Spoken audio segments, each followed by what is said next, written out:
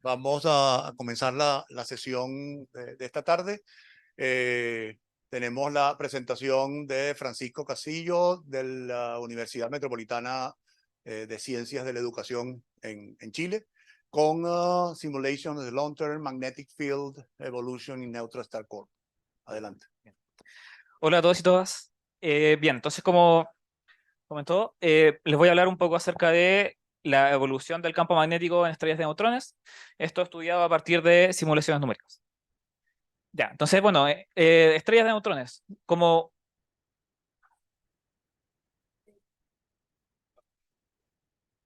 Ahora no funciona. Bueno, entonces, en general, las estrellas de neutrones son objetos astrofísicos realmente fascinantes, como quizás habrán escuchado, tienen masas del orden de 1.4 masas solares y sin embargo tienen radios que son del orden de unos cuantos kilómetros, del orden de 10 kilómetros.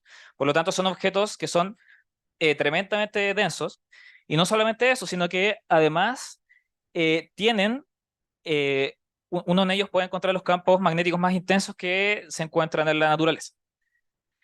Ok, eh, estos objetos ya emiten y uno puede detectar la emisión en rayos X de estos objetos, de manera que uno puede detectar pulsos. ¿Bien? A partir de estos pulsos uno puede inferir tanto la edad característica de estos objetos y también la intensidad de su campo magnético. En esta imagen que tenemos acá presente, eh, podemos ver lo que se llama un diagrama PP punto, donde en el eje horizontal vemos el periodo de rotación de cada estrella y en el eje vertical podemos ver la deriva de su periodo. Entonces acá, en este gráfico, ustedes pueden ver algunas líneas. em, Estas líneas, digamos que no les puedo mostrar porque no sé. Ahí sí, ya, bien. Bien, entonces acá podemos ver estas líneas, que son líneas en que tenemos campo magnético constante, mientras que en estas líneas orientadas de esta manera, tenemos la edad característica de la estrella. Entonces podemos ver que, bueno, en este gráfico tenemos varios miles de estrellas de neutrones que se han medido y podemos ver que existen distintos tipos, distintas familias de estrellas. Acá en este rincón tenemos los que se llaman magnetares, que tienen campos magnéticos muy, muy intensos, y son también como ustedes pueden ver, las estrellas más jóvenes. Por acá al medio, entre otras cosas, tenemos los pulsares clásicos, y acá en este rincón tenemos los millisecond pulsars, que son, como ustedes pueden ver, estrellas que son más viejas y que a la vez tienen un campo magnético más débil. Entonces esto nos dice que posiblemente la evolución del campo magnético en estas estrellas es algo importante a la hora em, de formar estas distintas familias que observamos en este diagrama. ¿Bien? Y no solamente eso, hay hay otras razones también. Por ejemplo, en el caso de los magnetares, nosotros tenemos que la radiación que estos objetos emiten es mucho mayor que la tasa a la que pierden energía rotacional. Bien, entonces, eso nos está diciendo que el origen de esta emisión tiene que tener un origen distinto, ¿ya? Posiblemente magnético. Ok, entonces, ¿cómo evoluciona el campo magnético en estos objetos? Bueno, eso depende mucho de la estructura de la estrella. En estos objetos nosotros tenemos bueno, una corteza y tenemos también un núcleo que está formado típicamente por una, o que lo estamos modelando como como un fluido de protones, neutrones y electrones. ¿Bien? En la medida que vamos hacia el centro, aumenta la densidad de la estrella y podemos tener especies más exóticas. Y no solamente eso, sino que los neutrones y protones, en principio, muy posiblemente están en un estado superfluido o superconductor. ¿Ok? En este trabajo nosotros vamos a ignorar esos efectos de superfluidez y superconductividad. Bien, vamos a considerar que está todo formado de materia normal. Y bien, entonces, en términos de eso, en términos de la estructura de la estrella y también de la temperatura de la estrella, uno puede encontrar dos regímenes bien claros de evolución magnética. El primero, que se llama el régimen de acoplamiento fuerte. eh, en ese caso lo que tenemos es que las partículas cargadas y los neutrones están fuertemente acoplados por colisiones, de manera que de manera que ellos se pueden modelar como si fuera un solo fluido que se mueve la estrella arrastrando el campo magnético con él. Mientras que cuando la temperatura baja, cuando baja del orden de 10 a la 8 Kelvin, vamos a estar en lo que se llama el régimen de acoplamiento débil, donde como baja la temperatura, el, el, em, las, em, las baja el acople colisional entre ellos y por tanto puede haber un movimiento relativo entre las partículas cargadas y neutrones, que es lo que nosotros llamamos difusión ambipolar. ¿Bien? Bien. Entonces en este trabajo nos vamos a centrar en este régimen. Entonces, como ya les mencioné, vamos a tomar esto, el núcleo de la estrella principalmente lo vamos a modelar como un fluido de neutrones, protones y electrones. Y una de las suposiciones principales de este trabajo es que nosotros sabemos que la fracción entre la presión magnética y la presión del fluido dentro de la estrella es muy pequeña, bien típicamente del orden de 10 a la menos 6, incluso para los campos magnéticos más fuertes de los magnetares. ¿Okay? Entonces, lo que nosotros vamos a considerar es que, o lo que vamos a hacer es que vamos a separar la estrella en dos partes. Vamos a considerar un fondo que está en equilibrio hidrostático, ¿ok? Y vamos a considerar, aparte de esto, una perturbación muy pequeña inducida por este campo magnético que evoluciona, ¿ok? Entonces vamos a las distintas componentes de la estrella, por ejemplo, los potenciales químicos los vamos a separar de esta manera. Ok, entonces un poquitito de ecuaciones, digamos. Acá podemos ver las ecuaciones de movimiento para cada una de las especies. Por ejemplo, para los neutrones, tenemos acá su gradiente de presión degenerada, la gravedad. Tenemos acá un término que hace referencia a las colisiones entre las distintas especies, neutrones, partículas cargadas, etc. Y, bien, entonces estas ecuaciones describen la dinámica de la evolución del fluido dentro de la estrella. El problema de estas ecuaciones es que estas ecuaciones describen una dinámica que se desarrolla en escalas de tiempo muy cortas, del orden bueno, del orden de, gracias, em, del orden de la velocidad, o sea, del tiempo de Alfvén o del tiempo de la propagación de las ondas de sonido en la estrella, ¿bien? Y sin embargo, nosotros estamos interesados en estudiar la evolución a largo plazo de la estrella. Bien, entonces lo que vamos a hacer es considerar una aproximación que llamamos slow motion, en que vamos a despreciar los términos inerciales en la ecuación y los vamos a reemplazar por una fuerza extra, una fuerza que actúa sobre los neutrones, que hace que limita la rapidez con que en el cual la estrella va a llegar a un estado de cuasi equilibrio. ¿Bien? Entonces, eso es la escala de tiempo en que esta fuerza actúa, bueno, va a estar limitada por un parámetro que llamamos z, nosotros lo podemos ajustar. Entonces, eso nos permite seguir la evolución del campo magnético en tiempos mucho más largos. Entonces, bueno, a partir de las ecuaciones anteriores, uno puede encontrar acá la velocidad ambipolar, que es, como les mencioné, la velocidad relativa entre las partículas cargadas y los neutrones. Como ustedes pueden ver, este efecto depende de la intensidad del campo magnético, de la fuerza magnética, y a su vez es controlado por los gradientes de presión que esta misma fuerza induce al mover el fluido dentro de la estrella, y también está limitado por el acople, por la fricción que hay entre las partículas cargadas y los neutrones. Y bueno, tenemos una ecuación similar para los neutrones. Bien, entonces, ¿cómo funciona el esquema que nosotros estamos ocupando? Junto con las ecuaciones que les monté anteriormente, nosotros tenemos ecuaciones de continuidad para las distintas especies, partículas cargadas y neutrones. Y si es que uno discretiza esto en una grilla, uno puede encontrar, por ejemplo, que estas divergencias van a depender solamente de los valores de la velocidad en los entornos de cada punto de la estrella. Bien, esto acá es un corte de la estrella, de manera de que acá tenemos el centro de la estrella y esto representa la superficie. ¿Ok? Entonces, si que nosotros tomamos estas dos ecuaciones y las discretizamos en todos los puntos de nuestra grilla, nosotros vamos a lograr construir un sistema lineal en el cual la incógnita de este sistema son las perturbaciones a los potenciales químicos. Entonces, llegamos a este sistema, si nosotros resolvemos este sistema lineal, podemos ya tener el esquema completo, porque vamos a partir con cierto campo magnético. A partir de este, con las ecuaciones que les mostré recién de continuidad, podemos despejar las perturbaciones a los potenciales químicos. Teniendo estos potenciales químicos, podemos calcular la velocidad del fluido, según las ecuaciones que les mostré al principio. Y bueno, teniendo la velocidad con que se mueven las partículas cargadas, vamos a saber, siguiendo la ley de Faraday esencialmente, cómo es que se mueve el campo magnético de la estrella. ¿Okay? Entonces, las simulaciones típicas que vamos a encontrar con este esquema son lo que les voy a mostrar a continuación. Acá tenemos, repito, un corte de la estrella. Esta sería la superficie. Acá tenemos el centro.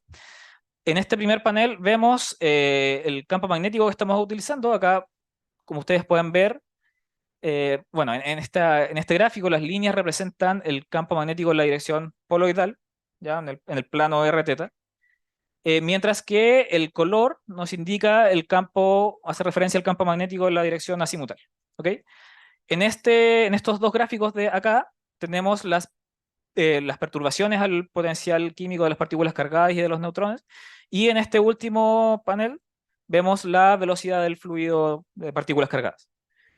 Entonces, si ustedes se fijan, acá este campo magnético que nosotros estamos ocupando es un campo arbitrario. Bien, acá la estrella no está en equilibrio hidrostático.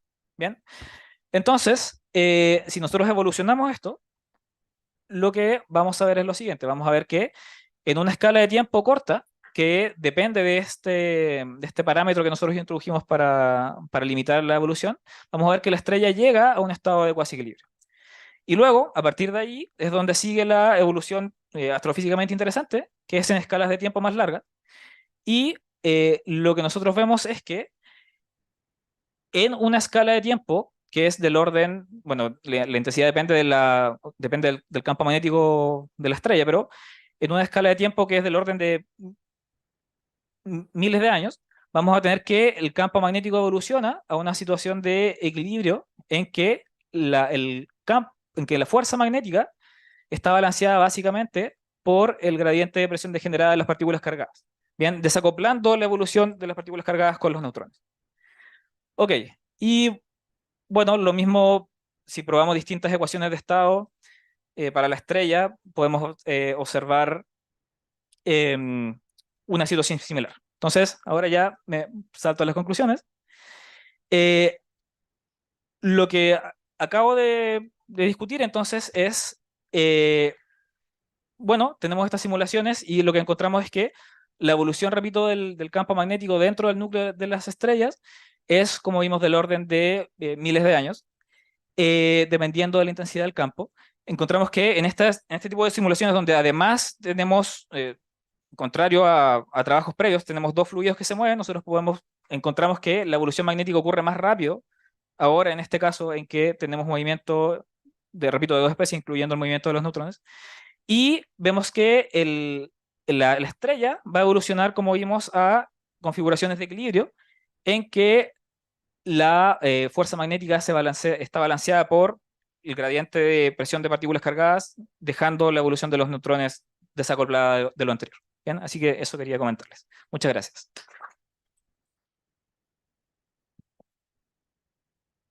Preguntas, comentarios.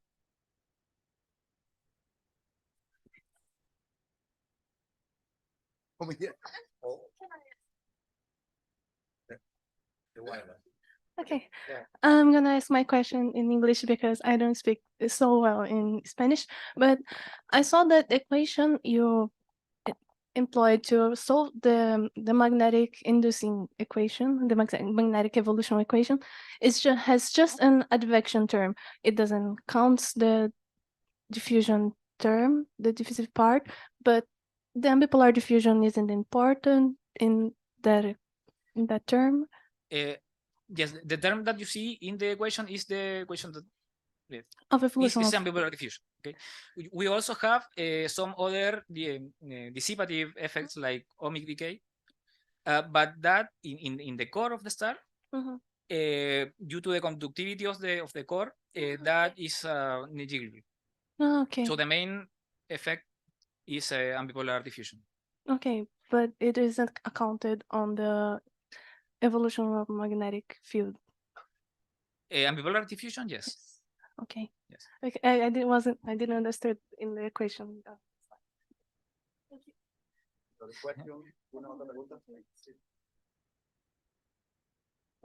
Gracias por la charla, muy buena. Un par de preguntitas. La primera, los magnetares, ¿qué intensidad de campo magnético pueden llegar a tener?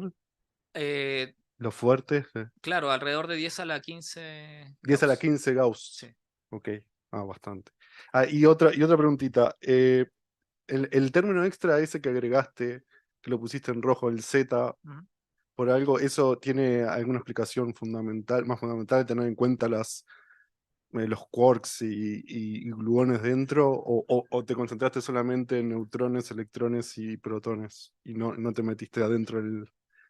Claro, la estrella va a evolucionar en estado de cuasi equilibrio, Ujú. ¿bien? Donde las fuerzas están balanceadas en cada elemento de fluido. Entonces, esta fuerza que nosotros estamos incluyendo nos permite, como les mencioné, reemplazar los elementos inerciales en la ecuación, reemplazar la propagación de ondas del veno de sonido.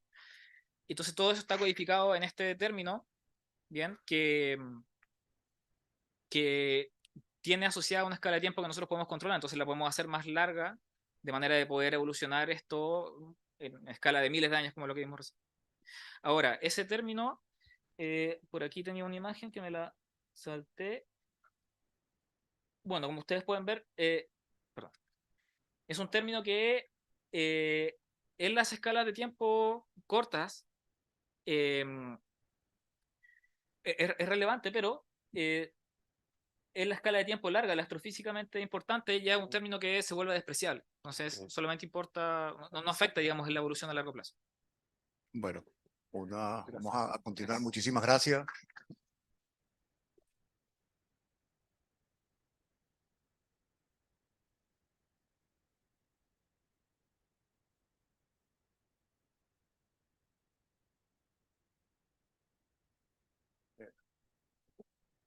Continuamos con Gastón Escobar de la Universidad de Padova con Formation of Binary Compact Object with Sven. Seven. Bueno, buenas tardes. Soy Gastón Escobar de la Universidad de Padua y les voy a contar el trabajo en el grupo Demo Black que hacemos, que está liderado por Michela Mapelli. En particular, hoy les voy a mostrar cómo trabajamos con el código de síntesis poblacional 7 para estudiar los canales de formación de sistemas binarios de objetos compactos. ¿Sí? Bien. A ver, la motivación de este estudio viene en parte de este mapa de masas que pueden ver acá, que corresponde a las observaciones de ondas gravitacionales que tenemos hasta la fecha, que son más o menos casi 100. Y en particular lo que vemos es que se trabó este. Ahí va. Viene con delay. Okay. Sí. Bueno, en particular vemos que hay muchos valores de las masas que caen en lo que se llama el upper mass gap, que corresponde a una región de valores de las masas en los cuales la teoría de evolución estelar de una estrella aislada prediría que no deberíamos tener un agujero negro con esos valores de las masas, que son alrededor de entre 60 y 120 masas solares. ¿Sí? Sin embargo, observamos un montón. Y eso nos está diciendo prácticamente que esa evolución que siguió este sistema, que es binario, porque si no, no hubiésemos tenido la emisión de la onda gravitacional, además interactuó. Esa es una primera información importante. ¿Por qué? Porque si no hubiese interactuado, si no hubiese sido un sistema binario interactuante, ambas estrellas habrían evolucionado de forma aislada y de acuerdo a la teoría de evolución estelar, ninguna de las dos habría llegado a obtener una masa en el agujero negro que caiga en el gap. ¿Bien? Bueno, ¿cómo se estudian estos canales de formación de sistemas binarios de objetos compactos? Hay dos formas dos formas del punto de vista de las simulaciones. Una es en la simulación de cúmulos en dinámica, con códigos de tipo N-body, y eso es porque, además de un canal, vamos a llamarle tradicional, de evolución binarias interactuantes, en el cual podemos tener al final un sistema binario de objetos compactos que se fusione en menos de un tiempo de Hubble, además de ese canal, podemos tener canales alternativos si el sistema se encuentra en un entorno denso, donde pueda tener muchos encuentros con otros cuerpos. Entonces, ¿qué puede suceder? Puede ocurrir el mecanismo de intercambio, por ejemplo. Hay un sistema binario y un tercer cuerpo, que podría ser un agujero negro, se intercambia con una de las estrellas y de esa forma podemos llegar a tener un sistema binario de objetos compactos que no siguió ese camino tradicional de la evolución estelar. Del todo, sigue una parte. Bien. El otro approach es el de los códigos de síntesis poblacional, que es en el que me voy a concentrar en la charla. La idea de usar código de síntesis poblacional recae en que simular la evolución de un sistema binario interactuante con todos los detalles es muy costoso computacionalmente. Quienes ya se han estado en la charla de Maite Echeveste ayer, por ejemplo, ella les contó en un momento que las simulaciones de este tipo llevan un día por sistema, por ejemplo, ¿no? El tema es que para estudiar estos caminos, nosotros tenemos un espacio de parámetros enorme, tenemos que evolucionar muchísimos sistemas para que la estadística sea buena. Vamos a poner, para tener un número en la cabeza, del orden de 1 millón de sistemas. Entonces, si seguimos con un código de hidrodinámica, necesitaríamos 1 millón de días o 1 millón de amigos que nos presten la laptop para evolucionar en un tiempo más o menos razonable. La alternativa, entonces, es usar los códigos de síntesis poblacional, que lo que hacen es pagar el precio de cierta precisión a expensas de un tiempo computacional realmente bajo. ¿Sí? Por ejemplo, no podremos saber el perfil de temperatura o densidad de la estrella, pero podemos evolucionar 1 millón de sistemas binarios en 2 horas. ¿Sí? Ese es el precio que pagamos. No nos afecta tanto desde el punto de vista de lo que buscamos, porque en realidad nosotros buscamos representar las poblaciones a partir de sus propiedades más macroscópicas, la masa, el radio, el semieje, el período, etc. Todo eso es lo que nos da la información de si el canal va a ser el que nos interesa. ¿Sí? Entonces, bueno, ya lo mencioné eso. Los códigos de síntesis poblacional surgieron con este propósito hace unos 20 años. Creo que al principio se usaban para estudiar las Blue Stragglers. Pero bueno, hay un montón. Esto es un diseño de un compañero de oficina que armó un valle de las poblaciones de códigos de síntesis poblacional, en el que se distinguen las poblaciones de los códigos de síntesis poblacional a través de su paradigma. Entonces está, por ejemplo, la isla de los BSC, que ahora les cuento lo que son. Está el lago de los interpoladores, etc. Le gusta mucho jugar al Age of Empires, amigo. Entonces, bueno. Bien, yo les voy a comentar principalmente las diferencias entre los BSC y los interpoladores. BSC es el nombre del primer código en el que se empleó la síntesis poblacional a partir de tracks evolutivos que se corrieron en el 98 y de fits que hizo Harley en el 2000 y el 2002. Y después hay muchos códigos que están basados en BSC. Uno de ellos es MOPSE, que lo voy a mencionar para comparar solamente. Por otro lado tenemos los interpoladores, a los cuales pertenece Seven, el código del que les voy a mostrar los resultados, que lo que hacen es interpolar al vuelo tablas que representan tracks evolutivos que se corrieron previamente con códigos hidrostáticos o hidrodinámicos, como MESA o el código de Maite, ¿no? Entonces, directamente, esto le agrega cierta flexibilidad para poder cambiar entre track y track, por ejemplo, para probar distintas prescripciones de evolución estelar o distintos códigos. ¿Sí? Bien, perdón, como vuelvo al anterior. En esta diapositiva tengo detalles más técnicos de lo que hace Seven, si a alguien le interesa algo más del aspecto técnico de cómo está programado, por ejemplo, que usa el paradigma de programación orientada a objetos, y para qué lo usamos, me puede preguntar, pero por ahora me lo voy a saltear. Y acá les voy a mostrar algunos resultados ya. Por ejemplo, lo que vemos acá son diagramas HR de una estrella de 14 masas solares a distintas metalicidades. Vamos a concentrarnos en este de la derecha, si quieren. Lo que tenemos que ver principalmente son las cruces, esta que es amarilla, y esta cruz roja o azul. Al comparar el track amarillo, que es el de MOPSE, que está basado en estos códigos que se corrieron hace 20 años, lo que vemos es que, a diferencia de lo que se corre con Seven, el punto en el que la estrella, por ejemplo, acá la referencia está en cuando empieza a quemar helio en el núcleo.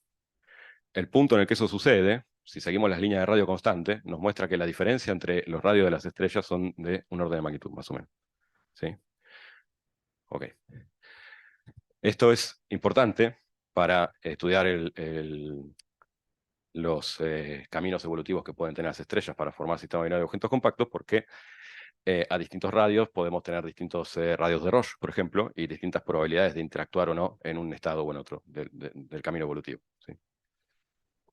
Acá lo que les muestro son un espectro, un histograma de masas de la primaria en sistemas binarios de agujeros negros.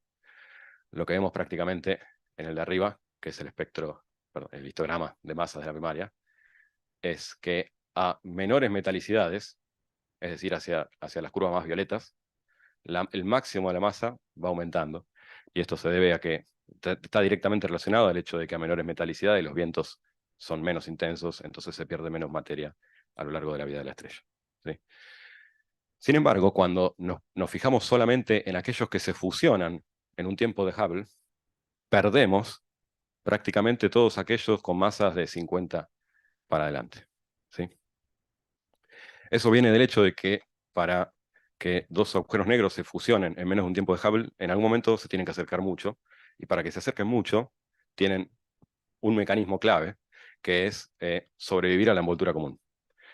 Cuando sucede una envoltura común, a través de un episodio de transferencia de masa inestable, las estrellas siguen, digamos, orbitando en la fricción de dicha envoltura, y eso lo que hace, a expensas del momento angular que pierden, es que se vayan acercando, y cuando se liberan de la envoltura común, están más cerca que antes, mucho más cerca.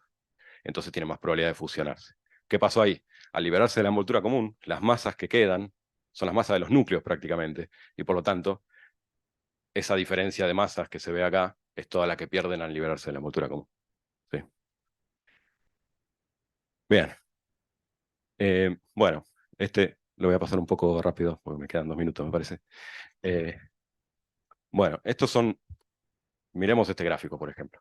Se interpreta así: a distintas metalicidades, los colores, el segmento vertical del color corresponde a la fracción de sistemas que se produjeron siguiendo el canal que corresponde a dicho color.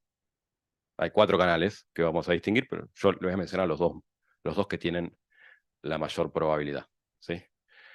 Es decir, dada una población de sistemas binarios, ¿cuáles son los canales más probables que nos llevan a tener sistemas binarios de objetos compactos? Uno es que haya un episodio de transferencia de masa antes de la formación del primer objeto compacto y al menos una envoltura común después, como les contaba antes. Y otro es que directamente haya al menos un episodio de transferencia de masa estable, sin el requisito del anterior. Esto es porque, en definitiva, estos mecanismos lo que hacen es que el sistema pierda momento angular y se acerque, que eso es lo que queremos. Pero que no se acerquen lo suficiente como para que se fusionen antes de formar los dos objetos compactos, porque después no emitiría la onda gravitacional. Hay una ventana en la que sucede eso. ¿Bien? Bueno, finalmente les voy a mostrar las eficiencias de fusión de sistemas binarios de agujeros negros y de estrellas de neutrones. Por ejemplo, miremos este plot de acá abajo. Esta es la eficiencia con la que los sistemas se fusionan en menos de un tiempo de Hubble. Y vemos que depende muy fuertemente de la metalicidad. A medida que crece la metalicidad, esa eficiencia baja muchísimo. Y eso tiene que ver con que a altas metalicidades los tamaños de las estrellas son más chicos, tienden a ser más chicas, y eso les da menos probabilidad de interactuar a lo largo del camino evolutivo. Camino evolutivo. Ahora, particularmente interesante resulta las estrellas de neutrones también, que si comparamos la eficiencia con la que se forman los sistemas solamente, con la eficiencia de aquellos que se fusionan en menos de un tiempo de Hubble, vemos que el comportamiento es muy similar. ¿Sí? Eso se debe a que prácticamente todos los sistemas binarios de estrellas de neutrones que se forman, se fusionan. Eso es lo que está diciendo este plot. ¿Por qué? Porque al formar un sistema binario de estrellas de neutrones, el sistema tiene que ser estar lo suficientemente cerca como para sobrevivir a los kicks. Si logra eso y sobrevive a los kicks, al estar cerca, tiene muchísima chance de después seguir el camino y fusionarse. Bueno, les iba a contar algo de una interfase en 10 segundos.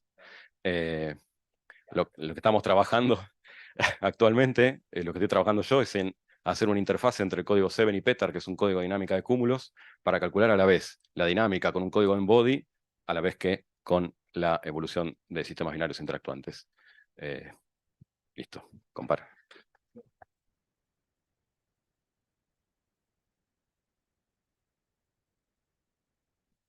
Preguntas, comentarios. Is English okay? Yeah, okay. So I'm curious to know what maybe makes 7 different from the other interpolator codes if it was written Okay. with something specific in mind.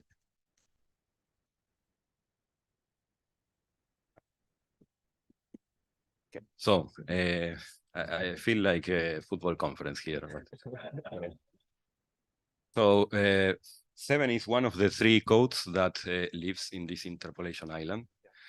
And the main first difference is that, as far as I know, is that this is the only code that is public from these 3.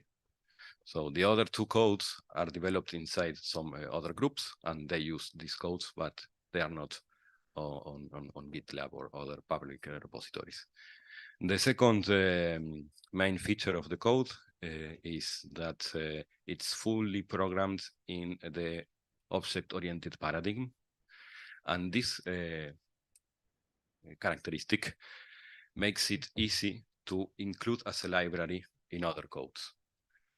For example, if we need to interface it with a dynamical cluster dynamics code, we can include 7 as a library and simulate both the dynamics and the stellar evolution together easily. That's the intention.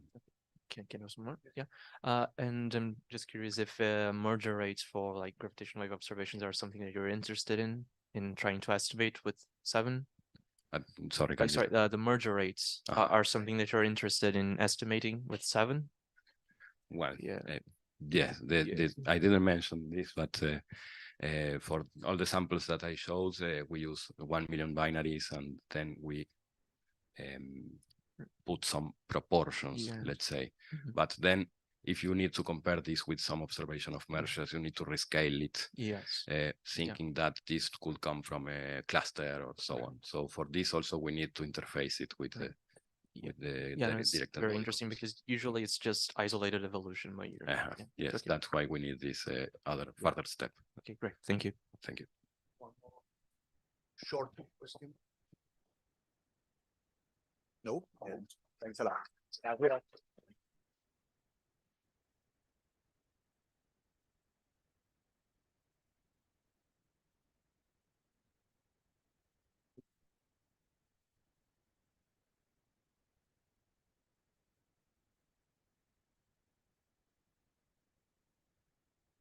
Ahora Javier Roulette va a hablar sobre binary black holes of LIGO and Virgo. Okay. Thank you very much to the organizers and for all of you to be here at this late hour. I'm Javier Roulette. I'm a postdoc at Caltech, and I will talk about detecting binary black holes with gravitational waves. So I'm aware that probably for most of you, this is not your topic, so I'll try to give some introduction. So if you have a binary made of compact objects like black holes or neutron stars, they emit gravitational waves. These gravitational waves carry away energy from the binary and make the orbit shrink, orbit faster, and emit more gravitational waves. So you see that the frequency and the amplitude of the waves increases as the binary shrinks. This can be a runaway process that eventually ends in the merger of the object. And then the wave stops. These waves reach Earth from other galaxies, and their effect is that they stretch and squish space-time a little bit, and you can detect that using giant Michelson interferometers, such as this LIGO observatory. So there are 3 such observatories in operation, 2 in the United States called LIGO, 1 in Italy called Virgo. How this works is that these observatories acquire the data, analyze it, publish the analysis, and then after a proprietary period of 18 months, they release the data publicly. And then those of us who are not in the collaboration can also try our own analysis on this data. Now, there are basically 3 layers of data analysis for gravitational waves. First, you have to detect the signals. Once you detect the signals, you have to estimate the parameters such as masses and spins of the emerging objects. And once you have many signals with their parameters, you can ask questions about the statistics of the population, like what is the distribution of masses, what is the distribution of spins, and then compare that with the stellar evolution models that Gaston was just describing, and try to constrain or rule some of them out. Great. So in this talk, I will talk first about how the search works, and then jump to some astrophysical results.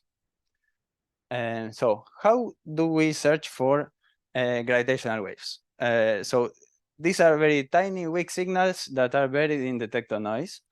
But to our advantage, we know how these signals look like from general relativity.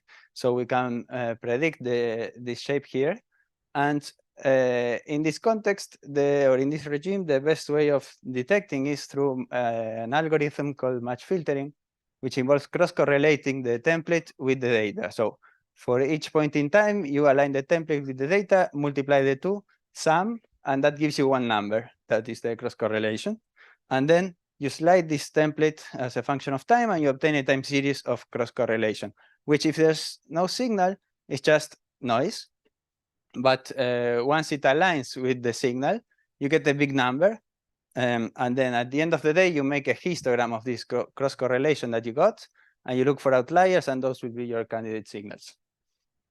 Now, of course, in advance, we don't know what the masses and the spins will be. So we need to make a giant bank of templates and try all possible shapes as we vary the parameters. So here, I'm showing a template bank in terms of the mass of the heavy guy, the mass of the light guy. And in this talk, I will concentrate about binary black holes, but we can also search for binary neutron stars and neutron star black holes. So, okay, so far, most searches operate in this way using match filtering. Now I will start talking about the difference between the search that we designed with the other searches in the literature. And one difference is on how we treat non-stationary noise. So, this histogram I just told you of the cross correlation, that you make a histogram, you look for outliers.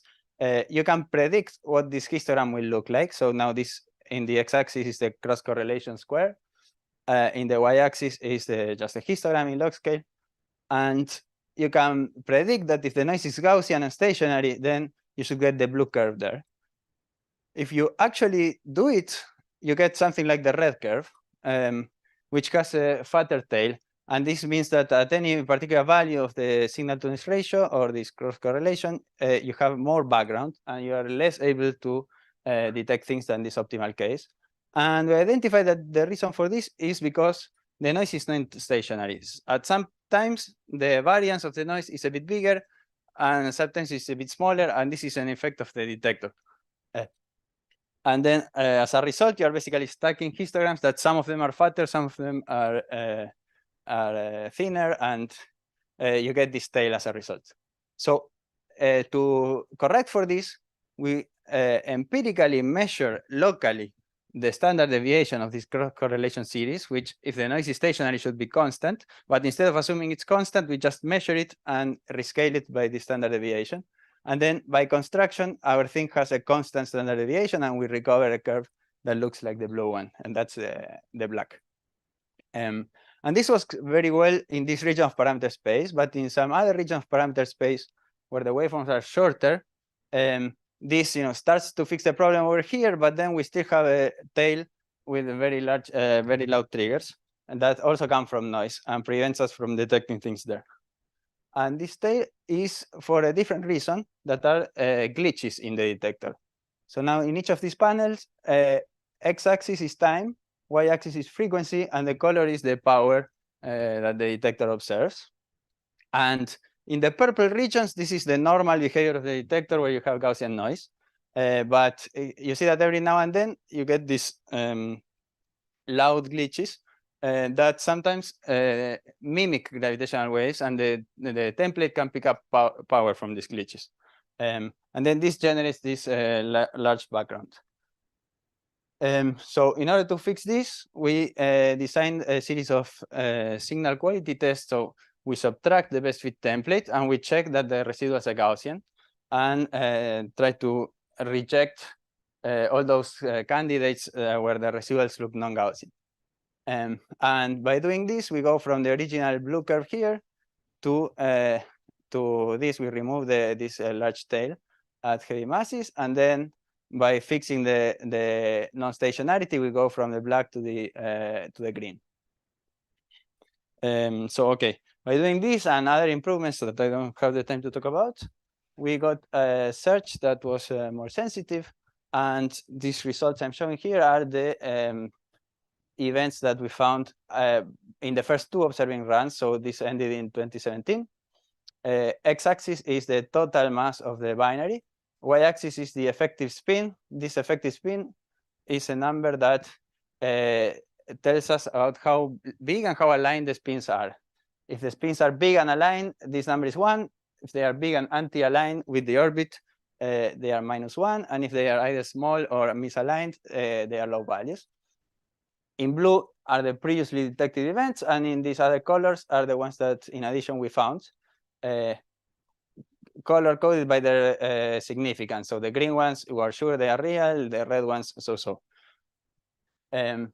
Just to say that for there was another observing run that ended in 2020, and we found, again, 10 new events and 5 new events in the 2 halves of this observing run.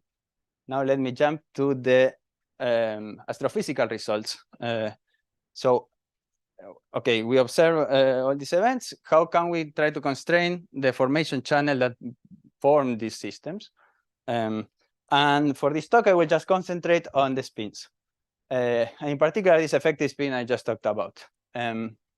So this effective spin, recall, is an average of the 2 spins in the direction parallel to the orbital angular momentum. It's defined this way for 2 reasons. The first one is that it is actually measurable from the signals, way more than other spin components. And the second reason is that different formation channels make relatively robust predictions about the distribution that this effective spin should have.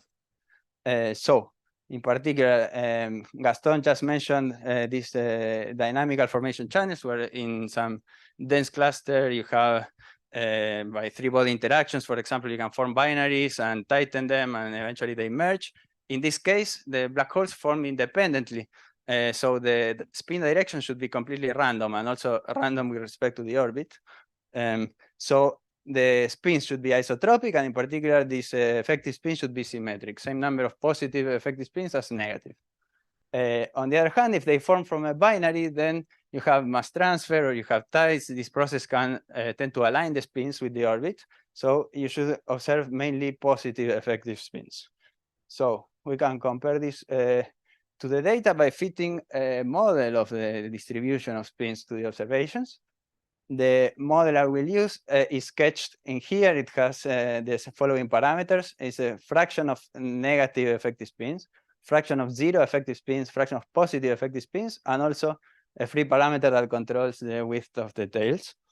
And if we fit for these parameters, we see 2 interesting results. If you look at this panel, there seems to be more weight for positive than for negative spins. So we cannot quite rule out this dashed line, which means isotropic or means symmetric. So it's but if this trend continues, it seems that the distribution is not symmetric, and this would disfavor dynamical formation channels as the only formation channel operating. For the other case, if you look at this panel, the fraction of negative spins is consistent with being 0. So that's okay for the prediction of the isolated formation. So let me summarize. First of all, thanks to LIGO and Virgo for releasing the data. This was very important. We were able to develop an independent pipeline, identify new systematics, and find new events. Regarding the astrophysical conclusions, we see a probable excess of positive effective spins with respect to negatives or anti-aligned. This then is a bit of a challenge for dynamical formation. On the other hand, we do not find evidence for anti-aligned spins, so this passes the isolated formation. I should make two caveats here. One is that this work is not is a bit old, so there has been another data release. In particular, one event seems to be probably negatively spin, so this might be revised in the future. And the other one is that this is only looking at the distribution of spins. If you look at the distribution of masses, like Gaston hinted, there may be some challenge for this isolated formation, but that's for another occasion. Thank you.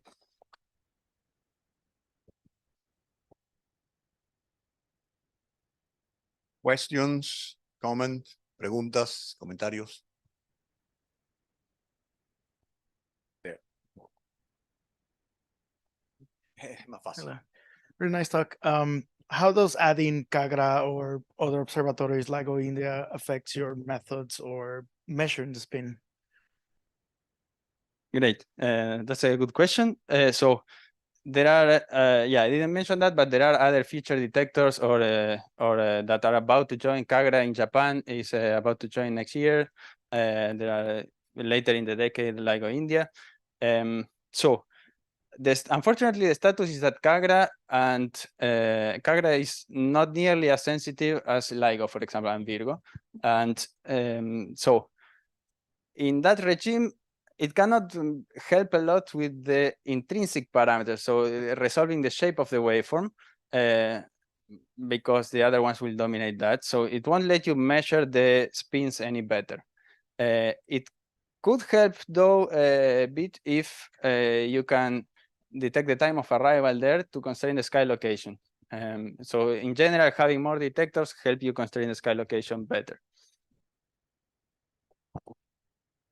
Any other question? ¿Alguna otra pregunta? Thank you for your talk. I was wondering, did you looked at the masses also of the new events that you found in the sample?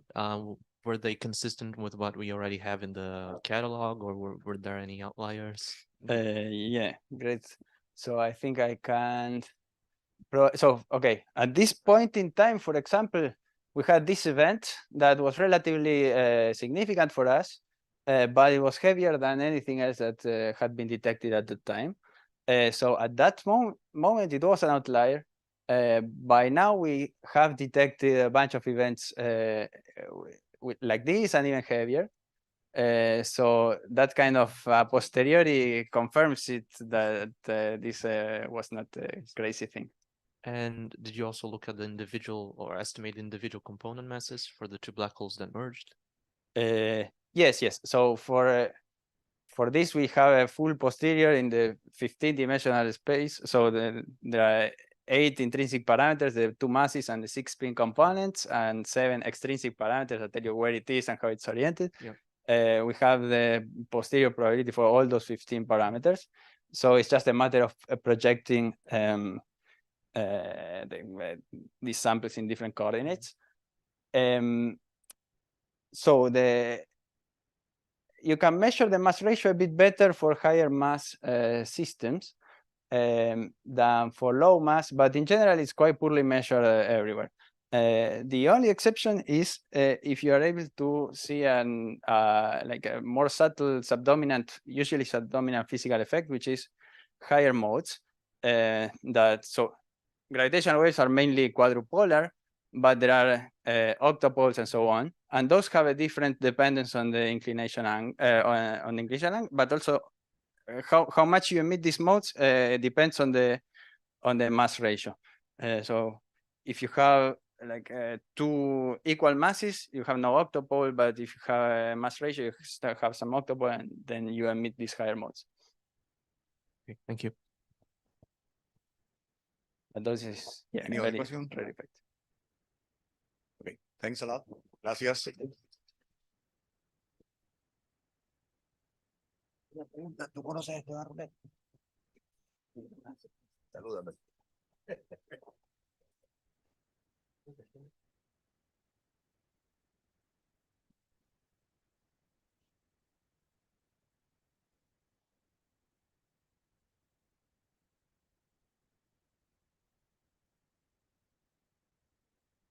Ok, ahora Laura Marcela Becerra nos va a hablar de on the formation of neutron stars and neutron star black hole binaries from the binary driven hypernova. Ok. Buenas tardes a todos, yo soy Laura, soy investigadora postdoctoral de la Universidad Industrial de Santander y les voy a contar sobre este trabajo pues que he estado realizando desde mi doctorado con el grupo de ICRANET, la colaboración de ICRANET en Roma. Entonces, pues el modelo de colapso gravitacional inducido pues pretende explicar cuáles son los progenitores de los brotes de rayos gamma largos. Entonces, los brotes de rayos gamma lo hemos estado observando desde la época de los 50 y pues desde esa época las diferentes campañas de observación han establecido características a estos eventos transitorios y pues los brotes de rayos gamma presentan una distribución isotrópica.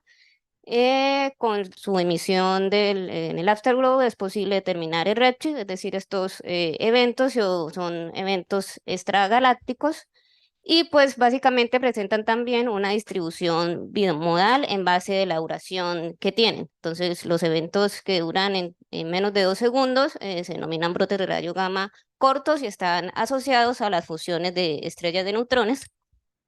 Y los brotes de rayos gamma largos, que pues duran más o menos 100 segundos o mucho más, son los brotes de rayos gamma largos y estos están asociados con los colapsos de estrellas masivas.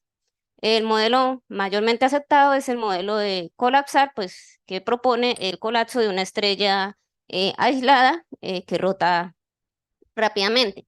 Como modelo alternativo está el modelo de colapso inducido y este apunta que estos eventos se producen en sistemas binarios. Entonces, inicialmente se tiene un sistema binario formado por una estrella de carbono y oxígeno, que es una estrella que perdió sus capas exteriores de hidrógeno e helio a través de la interacción con su compañera, y esta estrella tiene una estrella de neutrones como compañera.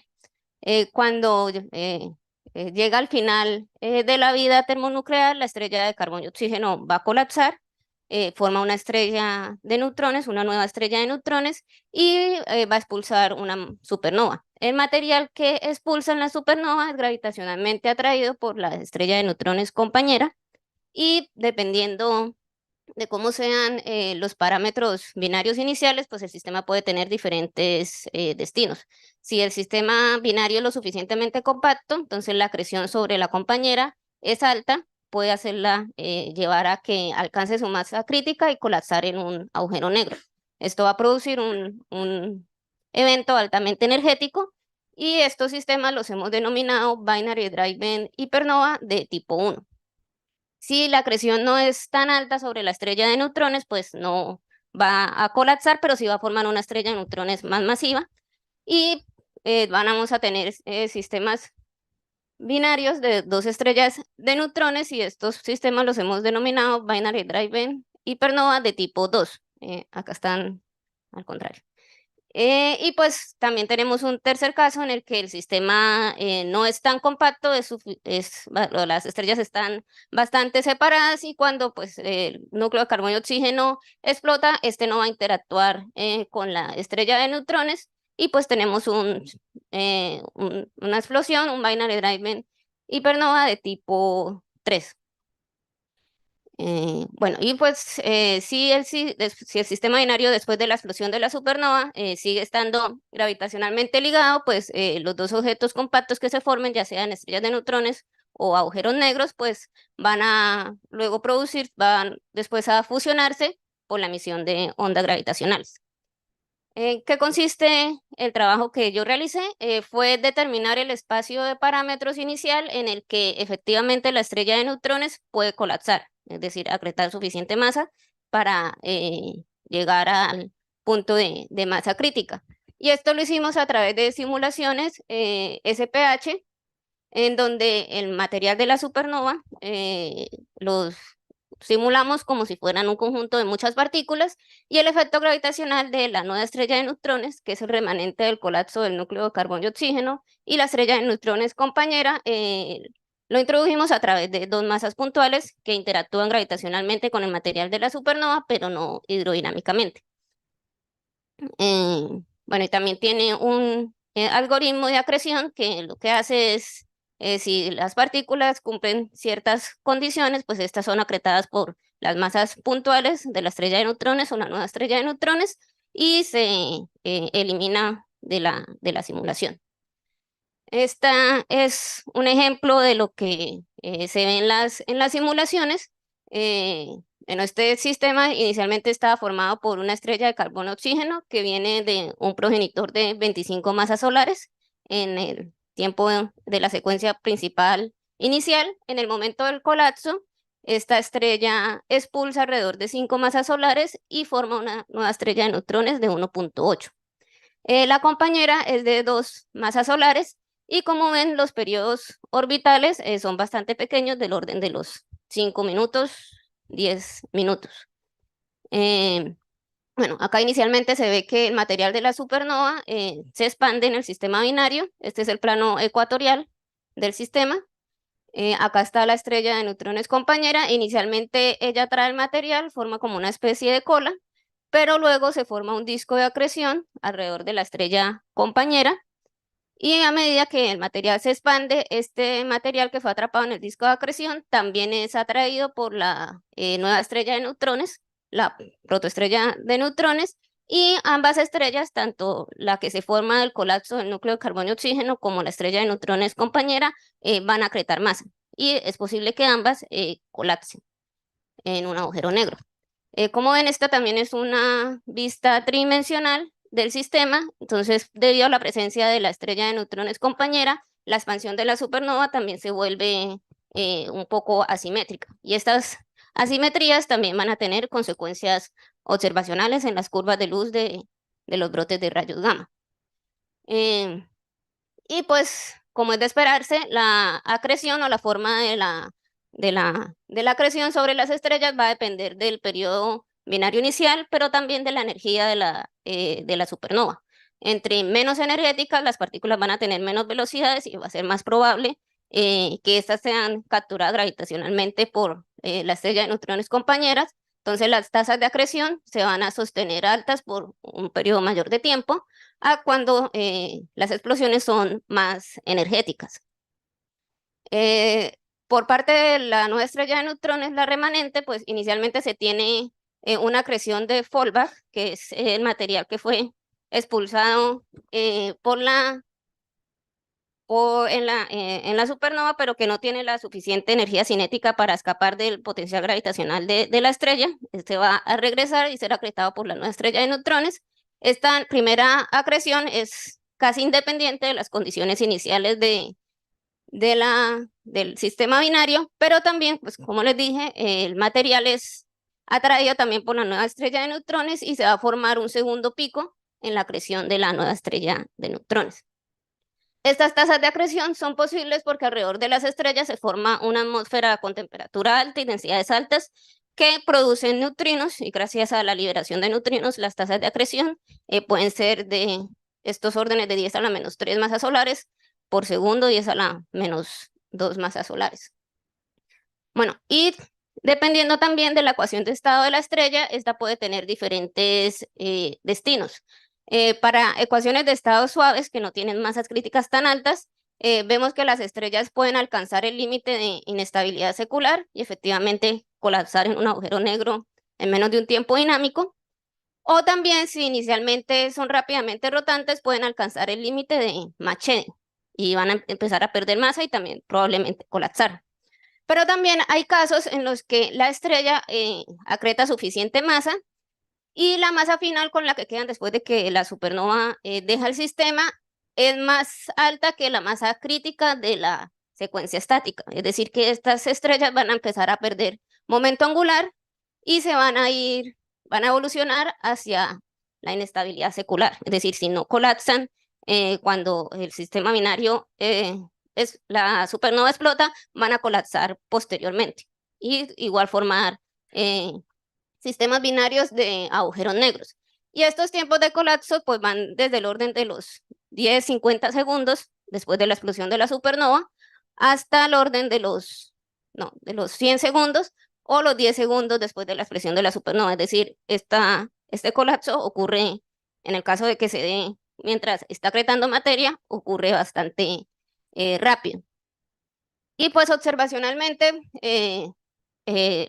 los tipos de sistema, los binary driven hipernovas de tipo 1, 2 y 3, inicialmente van a tener la acreción inicial sobre las dos estrellas. En el caso de que colapse, vamos a tener emisiones más energéticas y también todos los sistemas van a tener el afterglow. Es decir, la emisión temprana y la emisión del afterglow deberían ser explicadas por los mismos procesos. Inicialmente se tiene la acreción sobre las dos estrellas y se pueden encontrar picos en las curvas de luminosidad asociadas a los picos de acreción que les mostré anteriormente, y el afterglow se explica por la interacción de la emisión ciclotrón-positrón y también la emisión del pulsar de la nueva estrella de neutrones o la estrella de neutrones compañera.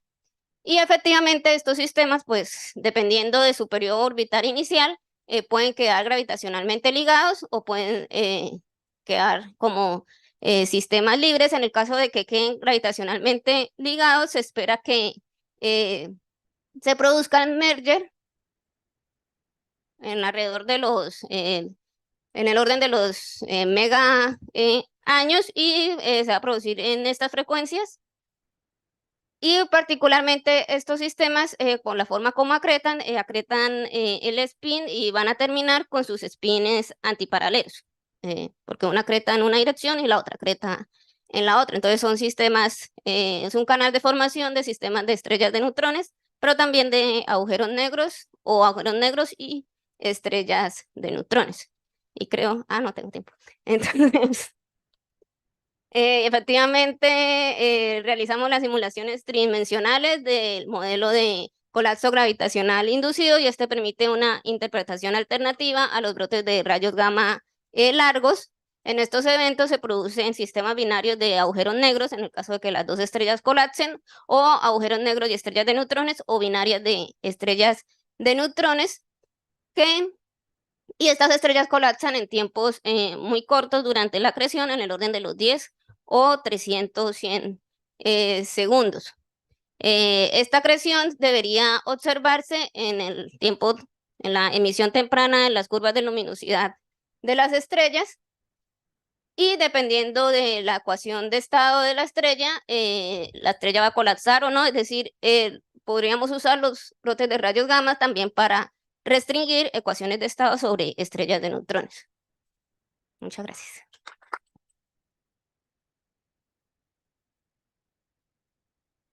Preguntas, comentarios, question, comment.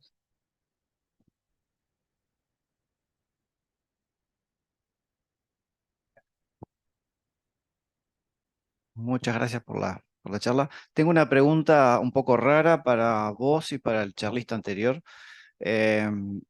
Estos objetos compactos, la pregunta es si pueden tener efectos de mareas entre ellos.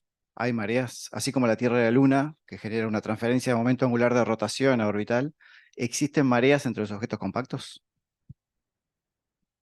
Sí, sí, sí. De hecho, el punto de cuando las estrellas de neutrones llegan se van acercando cada vez más mientras emiten ondas gravitacionales. Cuando estén más cerca, los efectos de marea se van a sentir más. Eso va a hacer que la estrella se deforme también, o también que el punto de colapso no sea cuando se toquen, sino mucho, mucho antes. Entonces sí existen efectos de marea sobre objetos compactos, más que tienen campos gravitacionales bastante grandes. ¿Más preguntas? Any other question?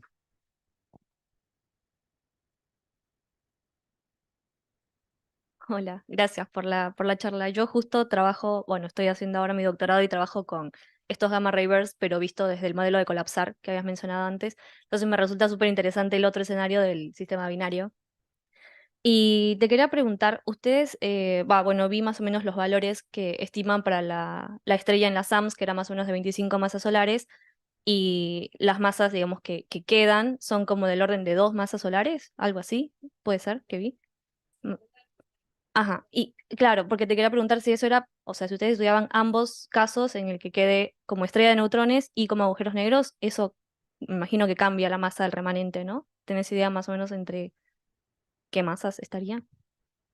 Nosotros hemos hecho simulaciones con progenitores de 15, 25, 30, 40 masas solares y depende del progenitor, pero la idea es que el colapso nunca es directo a un agujero negro.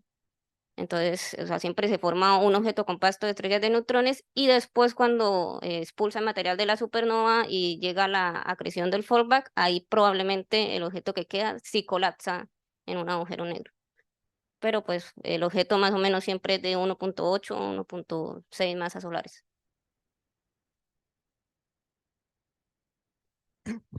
Hay una pregunta de una de las fases que tú enseñaste que me pareció muy interesante, de que habían dos estrellas de neutrones orbitando con un periodo de 5 minutos. No sé qué tanto dura esa fase y qué tan común sería y podría ser observado con LISA en el futuro para ver los que se van a convertir en esta hipernova. La verdad no sé si se puedan observar con LISA, eso no hemos calculado, pero pues sí son sistemas bastante particulares. Igualmente se supone que el progenitor de este tipo de sistemas son binarias ultra strip y más o menos se necesitan el 5% de esas binarias para dar razón de los brotes de rayos gamma largos. Entonces esa población puede que explique estos eventos. Bueno, agradecemos a Laura una vez más.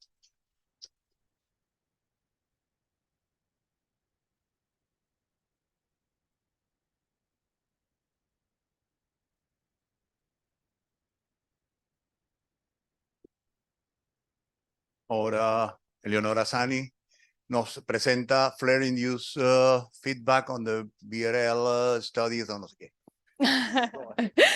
Yes, thanks. Thanks for Sock and Lock for giving the opportunity of being here today to present this very special case study, PKS 2004. Yeah, this is a blazar with very peculiar properties that I'm going to show you. So let me introduce myself. I'm Eleonora Sani. I work at the European Southern Observatory as Deputy Head of Science Operations in Paranal.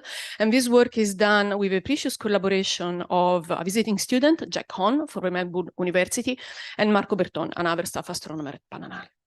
So what are we talking to do? What are we going to talk about now? We are talking about active galactic nuclei and a subclass of them that contains jets. So jets are harbored by more or less 10% of this kind of object. So in a basic scheme, you know, there is a supermassive black hole with an accreting disk. There is an inner region, so-called broadline region with permitting lines that are very, very broad with a velocity above 2,000 kilometers per second, up to 10,000. Then the narrow line region, smaller velocities, and a dusty gaseous torus that distinguish between the various subclasses, basically the zoology of AGN. As I was saying, part of this harbor a jet, about 10% of them. And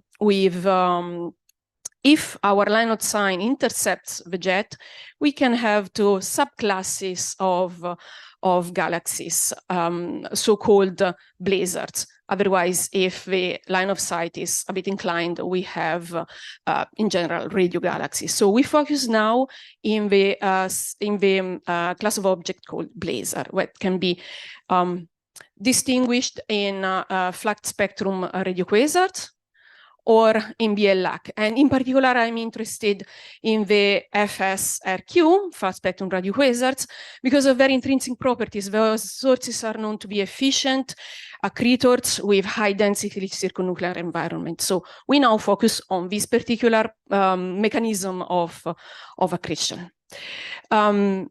In parallel, we are also interested in narrow line Seyfert ones. What are narrow line Seyfert ones?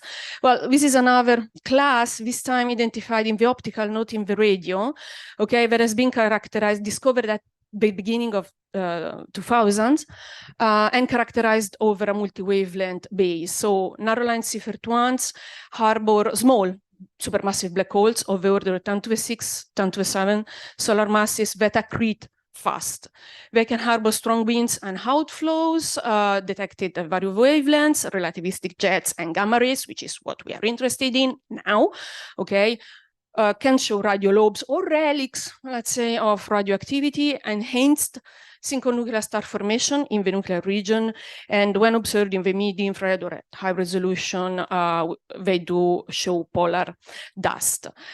Jetted null-Orion Seyfert ones, because as I said, we are interested in jets, were discovered more or less at the same times. And for a comprehensive overview, you can see the paper of Emilia Järvelä, 2022 here, show a map of this jet coming from an Null-Orion Seyfert 1, and this is the map of its polarization. So very nice paper. I really encourage you to go and give it a look. A special case of all the possibilities that I've just described, so Null-Orion Seyferts that are jetted, is this sort named PKS 2004-447. This was identified as an Null-Orion Seyfert 1 more than 20 years ago. At the beginning, there was quite a debate whether if it is a type 2 obscured Null-Orion emitting region or an Null-Orion Seyfert 1. Well, eventually over the year, it's been confirmed as an Null-Orion Seyfert 1. So with a velocity of a broadline region cloud that is high, but still below 2000 kilometers per second. The source is detected in the gamma rays, as you can see here. It is typical of a low-power flat spectrum radio quasar with the 2 humps, as we can see here. In the radio, it shows a compact T-spectrum source. And all of these basically points to the fact that the source is in an early stage of an AGN evolutionary phase, okay? If we go to the X-rays, the spectrum is typical of a jet-dominated source. When it is in low state, it also shows a soft excess. These plots come from a paper that we published with Marco a couple of years ago. This is the best optical spectrum that one can have, from which we obtain a measurement of the supermassive black hole mass, 1.5 times 10 to the 7 solar masses, again pointing out that the source is in a young stage, okay? In this plot, to the right, I show the flux of the oxygen-free and H-beta emission over time. Here you can see the dates, okay? So these are spectra taken from different facilities in the optical. We normalized all the spectra to the O3 flux, so that's why all the O3 fluxes are consistent. And you can see the variability in H-beta over time. And you can also see that the continuum is remarkably constant over time, but at a certain point, 2019, there is a big jump of a factor of 6. So we think that this is due to a flare that has been observed, a gamma flare observed by Fermi. Why do we think that this jump in the continuum is due to the gamma flare? Because also the H-beta as an increase, let's say, let's try to have an average in the past, but the increase is only of a factor 1.3, 1.4, so it's limited. And so it cannot be due to the accretion disk. If it would be the accretion disk varying, that both H-beta and continuum should vary of the same factor, while there is a big difference, as I was saying. So what did we do? Oops, sorry. We went to follow up immediately through a director discretionary time proposal with X-Shooter at Paranal. And here you have 4 spectra taken at different epochs. Spectrum 0 and Spectrum 1 comes from the archive and have been taken in 2017. Spectrum number 2 is just 1 month after the gamma ray flare. And spectrum number 3 was supposed to be 6 months after, but unfortunately the observatory closed due to pandemic, and we had to wait 1.5 years. Anyhow, it comes pretty later, okay? So in red is the one related to, let's say, closer in time to a flare, and you can see clearly that over the entire wavelength range from the UV down to the K band, there is a significant enhancement of the flux, okay? So we go and do a detailed analysis of the differences between, this is an example for H-beta. Now we take for each epoch, epoch number 1, epoch number 2, and epoch number 3 in orange. We differentiate the spectrum with respect to epoch number 0, and the result of the differentiation is in gray. And we see that in epoch number 2, when supposedly the flare is warping the Broadline region. We wanted to observe it 1 month later because the Broadline region is supposed to be 1 month light days, let's say, big. Yeah, okay, thank you. And as you can see, the excess in this case is very solid. In the different spectrum, the detection of an excess in H beta has a significance of almost 6 sigma. So it's real, it's there. We can do the same with all the permitted lines, all the Barmel lines, H gamma, H delta, H alpha, and H beta again. And as you can see, an excess here in green is clearly detected with very high significance in all the Barmel lines. The same is true in helium. In helium, it's also very clearly detected. In Paschen alpha, tentatively, let's say, it's not even 1 sigma, couple of sigma almost in Paschen beta. So there is, let's say, a tentative detection in the Paschen series. If one look at the velocity of the positioning line of these excesses, one can see that the helium, sorry, I lost the mouse. Yeah, the helium is the most redshifted. The measurement gives a redshift of the excess of about 380 kilometers per second. The Balmer lines are also redshifted, but less, 250 kilometers per second. And the Paschen lines, this kind of tentative detection, let's say, are not redshifted at all. And we interpret this differentiation in velocity as a reflection of the stratification of a Broadline region.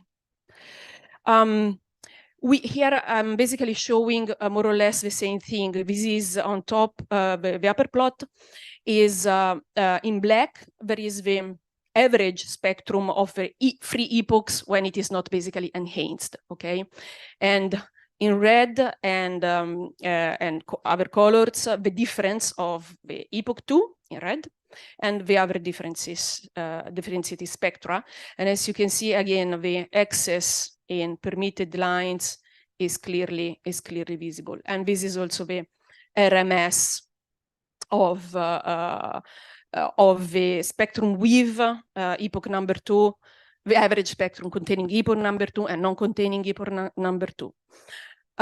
So basically, in summary, as I was saying, there is a difference in velocity. Something that I forgot to mention, sorry.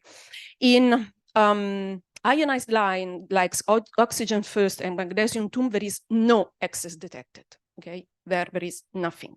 That's why I didn't show it. So we detect a difference in velocity between H lines and helium first. That's just a stratification. Then we do see that this excess is redshifted in Balmer lines, not redshifted in Barmel lines.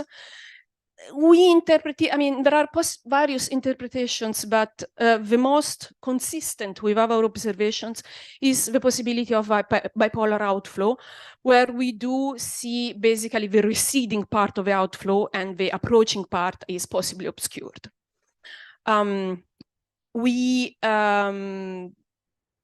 think that the change in the accretion disk one possibility could be that a change in the accretion lead to the gamma ray flare jet and the formation of this excess in the Broadline region, but it's just a possibility. We're not really sure.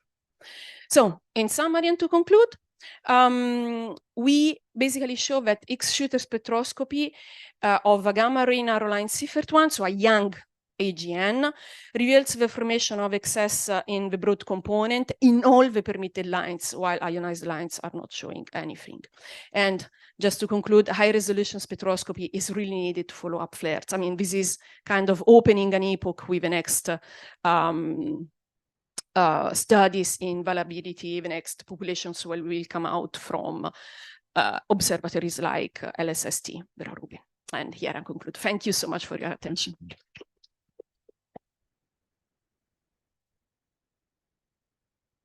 Preguntas, comentarios, questions, comments.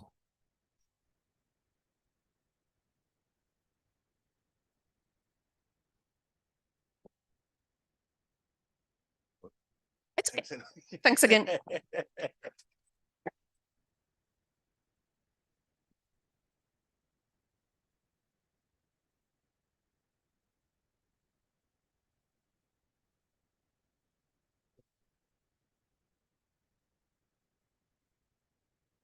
Now we are going to have Lucas M. Desa. With the compact object measure population synthesis from the evolving initial condition. The floor is yours. Well, first, thank you to the organizers for having the space here and for everyone for coming here at this late hour at the end of the conference. So my name is Lucas Issa. I'm a PhD student at the University of São Paulo with Professor Jorge Orvat. Please, the group Gardel. Please don't ask me where Gardel is from. And so I want to talk to you today about, well, compact object merger population synthesis from evolving initial conditions. So what do I mean by this rather long title? The first thing I need to do is introduce a bit about binary population synthesis. Luckily, we had the very nice talk by Gaston on population synthesis, which was much more complete than the introduction I was going to give. So I'm just going to point out the three main stages for the process that we undertake here. We need to start with the initial conditions. We're going to sample a population of newborn binaries. And so for this, we need empirical distributions. And these empirical distributions are the IMF, or initial mass function, for sampling the masses of the components in the multiple systems. The orbital parameters for the pairs, which are the orbital period, the mass ratio, and the eccentricity. Then the binary fraction, which we need in order to be able to know how much mass was formed alongside our binaries that was not in binaries, was in isolated stars or other multiple systems. And finally, any environmental conditions that might affect the formation or the evolution of our systems. Then once we have this newborn population, we pass it through a set of simplified evolutionary models or prescriptions, as Gaston explained earlier. And finally, once we have our evolved population, if we want to talk about observations, then we need to take into account any selection effects from the observatories that we're interested in. And in my case, because I'm interested in compact object mergers, these are all gravitational wave observatories like LIGO, Virgo, and Kagra, and future observatories like Cosmic Explorer and the Einstein telescope. Or if we don't take the selection effects into account ourselves, we can use the inferred physical population properties that have been already corrected from the observations by these observatories. So the issue that I myself am interested in is what I've called here the issue of when, which is due to the fact that these compact binaries, they can have very long coalescence times, so they can take up to a few gigayears to merge, which means that they could have been born near the age of the first star, so around redshift 10, or with the James Webb Telescope now maybe a bit earlier. And so we need to ask ourselves if can we use the initial conditions that we observe locally for star formation for these very old systems as well? And if we take into account some variation, then what changes for the mergers? So here. So this is the basic proposal for work, was to collect a set of environmental sensitive initial condition distributions. Then we evolve them with this particular code called COMPAS, which is an open source population synthesis code that is specifically concerned with generating compact object mergers. And then at the end, we can compare particularly the merger rates that we get for the local universe to those that have been observed gravitationally. So the first ingredient in this process is the model that we choose for the IMF. For this, we use something called the integrated galaxy-wide IMF theory. This is something that has been under study by Pavel Krupa's group for a very long time by now. And it doesn't necessarily lead to an IMF that varies, but it can be used to model a variant IMF. And this is what was done by Teresa Yarebkova in 2018, where they built this IMF that becomes top-heavy for very high SFRs, quite top-heavy, and also becomes bottom light for low metallicities and only very slightly top-heavy for low metallicities. The second ingredient are the orbital parameters. And so usually in BPS, we would use some rather simple distributions, which are a uniform distribution for the mass ratio, a log uniform distribution for the orbital period, and set all orbits to be circular at birth.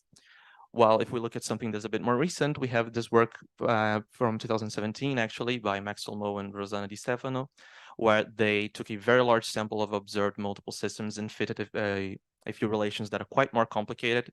So for the mass ratio, so here I have two examples for the distributions that they find for the mass ratio and eccentricity, where they are both correlated to the primary mass in the system and to the orbital period. And then generally speaking, this makes it so that closer orbits drive the mass ratio closer to 1 and the eccentricity closer to 0, while the more massive primaries, if they're not in too close orbits, tend to have be more asymmetric and eccentric. And of course, they also fit a distribution for the orbital period. And this is a distribution that sticks closer to the original log uniform distribution for low mass stars, while for more massive stars, it has this double peak feature. And generally speaking, and of course, well, it's also correlated with the primary mass. And well, this isn't exactly a probability distribution, is the companion frequency, and I can't get into too much detail on it, but what this means is that from this, we also get a binary fraction that depends on the primary mass. And then the last ingredient are the environmental conditions. So for us, environmental conditions are the star formation rate, SFR, and the metallicity. And here we use the star formation rate density, SFRD grid, computed by Martina Hruslinska in 2020. We use this one in particular because it was corrected for the same IGIMF that we use, while usually these assume a Krupa or salpeter IMF. So this one is consistent with our models. And then what we get is this SFR by metallicity plane, and the color plot gives us the distribution of stellar mass being formed over redshift. So I show here up to redshift 12 or actually 13, just to show, just to extrapolate the model. We don't go that far. We stop at redshift 10. And in practice, what this gives us is a probability distribution for choosing, I call them galaxies. They're not particular galaxies. They're populations over redshift that represent the conditions of star formation over cosmic time, and in a way that reproduces or that it's consistent with the cosmic star formation history. And then what we do here is we, for our standard settings and taking into account, how much we can run, we choose 120 galaxies over this plane. So there's a sampling of 100 being shown here as the red crosses. And then for this, and then for each one of these galaxies, we evolve a set of 1 million binaries, which gives a total sample size of about 100 million binaries. And then we can do the and then we can do this for any combination of initial models that we want to test. So for now, we've done this for two combinations of initial models. One is the IGIMF, which uses the IGIMF and the correlated orbital parameter distributions. And the other I've called canonical, which just uses the Krupa IMF, the traditional one from 2001, and the simple uniform orbital parameter distributions. And so what do we get? I've chosen to show a few as just a small part of the results that we can get for the mergers here. So I focused on the black hole mergers because that's the larger part of the sample. And so what we can do is look at how their properties vary both with Z-ZEMS, which is the redshift at which the progenitor is formed, and Z-merger, which I'll show later, which is the redshift at which the merger itself happened. So here we have the distribution for the primary black hole masses in these mergers and how they evolve with the redshift at formation, or Z-ZEMS. And very briefly, like the main feature that we see here is that there's a 15 solar masses peak in the distribution in both cases. And in the IGIMF case, then there is also a 10 solar masses peak, here, that shows up only at low redshift. So generally speaking, the older the black hole is, the more massive it would tend to be switching between these two peaks. Here. And then we can do the same, also look at the mass distribution for and how it varies with the redshift at merger. And then we see something very similar. We also get the two peaks at 15 and 10 solar mass peak, 10 solar masses. So what we have here is the IGIMF and the canonical model. And on the first row, we have the distribution of primary masses for black hole mergers. And on the second row, for black hole neutron star mergers. In all cases, we get the two peaks.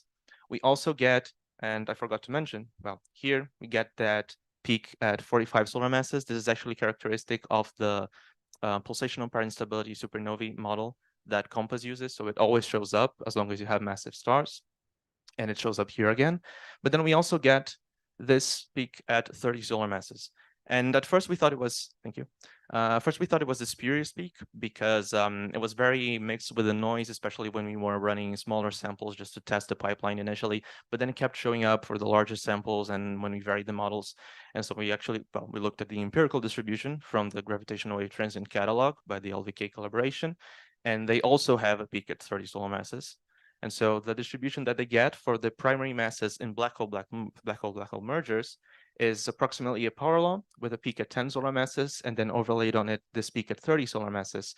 And the peak at 30 solar masses shows up in both models at low redshift, just different intervals. But this approximately power law form with a peak at 10 solar masses only shows up in the IGIMF model here. So if you look at the lighter lines, they have this peak slightly below 10 solar masses. And so it's closer to what we get from the observations. And so this is something that only the varying model presents at the end. But our main quantities for a consistency check of the model are actually the merger rates, and more specifically the local merger rates. I don't want to go over my time, so I'll focus on a few key features here. which are that when we go from the IGMF to the canonical model, the black hole, and black hole neutron star merger rates, they get suppressed by about 1 order of magnitude. So while in one, their peak is of the order of 100 mergers per year, on the other, it's of the order of 10 peaks, 10 mergers per year. And which makes it so that in the local universe, the IGMF model predicts that black hole neutron star mergers should be dominant over neutron star mergers, while in the canonical model, we get the opposite situation. Now, for the consistency check, what we do is just take the merger rate at the end of the curve, what we get at redshift 0, and compare it with the 90% credibility ranges from the LVK collaboration. And, well, I'm just not to take too long, I won't read the entire table, but if you look at it closely, you'll notice that neither model is fully compatible with all of the three ranges. They're all at the right order, which is already a huge improvement over what we were getting a year ago.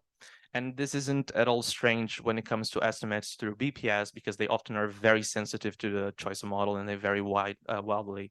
In order of magnitudes, I've seen it go from 0.01 mergers per year to 1,000 mergers per year just by switching the models. And so ideally, what we would do is test the entire set of combinations that we can, and not just these two.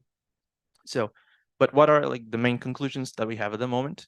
With respect to the redshift of formation, we get that the formation of black hole mergers decreases as time passes, so up to the local universe. While, as I said, when we go from the IGMF to the canonical model, which kind of merger dominates in the local universe between BAGNS and NSNS switches, and we have the two peaks at 15 and 10 solar masses for the distribution evolving with time. With respect to the redshift at merger, we also have the two peaks in the evolution with time or with redshift. We have the 30 solar masses peak that is closer to the distribution that we get from the gravitational wave catalog for the IGMF model. And in the merger rates generally peak around 2 to 3 to redshift 2 to 3, which is close to the star formation rate peak. So more stars are being formed, so more mergers come from that region. And while the BAGNS and NSNS mergers peak a bit later around redshift 1. And so where we go from here, we have, so these results, okay, yeah. So where we go from here, we have also all of the graphs that I show. We also managed to get these results for the BAGNS populations, for the NSNS populations.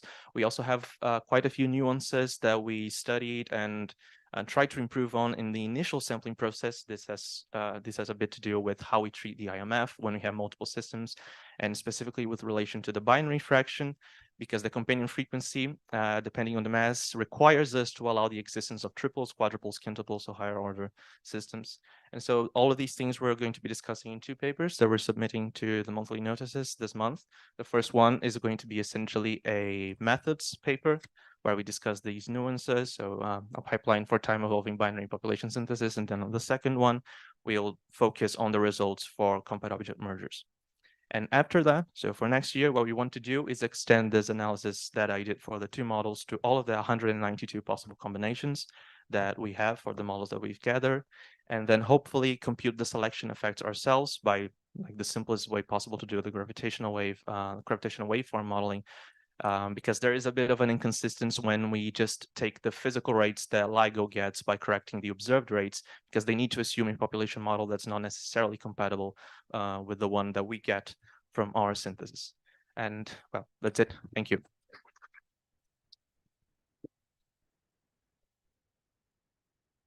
Preguntas, comentarios, questions.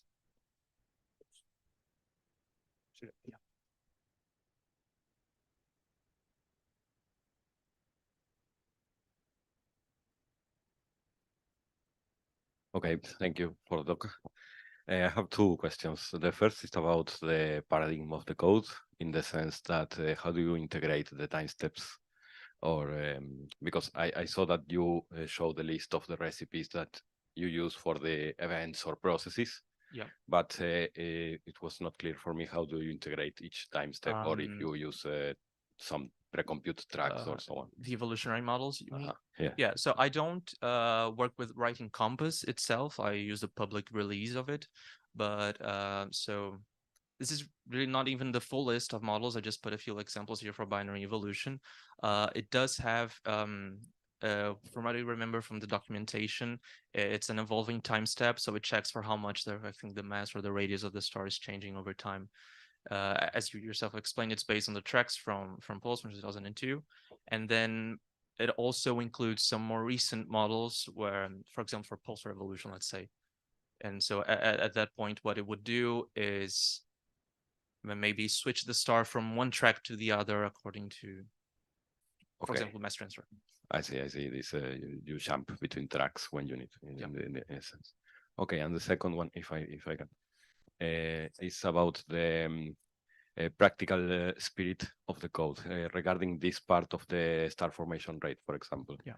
I imagine if I take a population synthesis code, you kind of normalize the total population, taking into account the star formation rate, the star forming rate, and then you include it as a list of binaries for initial conditions. Yes. But in this case, this code, you provide the star formation rate, No. or at least a list of star. I provide to Compass, I provide the list of binaries, so all of these orbital parameters, for example.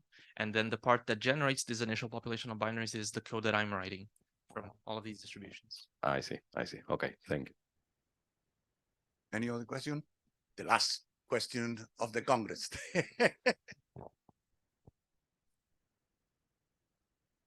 Thanks. I was interested about this 30 solar mass peak that you mentioned. Yeah. Do you have a physical intuition of how this formed? No, intuition, no. I've started looking into it because, well, Compass does store some information about, so this is related to the evolutionary channel. Compass stores some information about the evolutionary channel. For example, did this star go through stable mass transfer or not? Did it collapse from a core? Was it core collapse, supernovae, or was it electron capture, or was it pair pulsation, pair instability? Sorry, and sadly, for our samples, I'm not storing that information, and it's just a matter of storage. The output can get very large. What I have seen other works that use Compass that also got a peak at 30 solar masses for all of the what I call the canonical model, and this seems to be related to a transition from stars that collapse from core collapse supernovae and stars that collapse with a pair instability supernovae. But I haven't looked farther than that yet into it. Thanks. But it's related to the progenitors.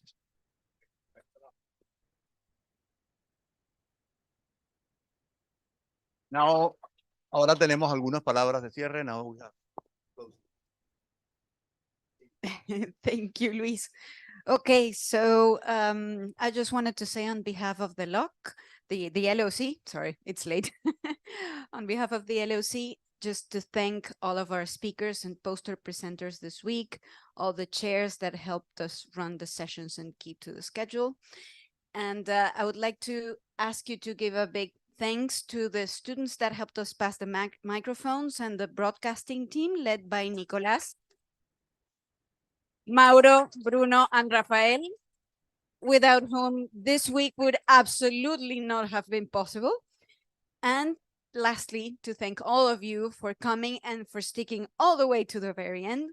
Have a great rest of your stay in Montevideo and safe trip back. Thank you.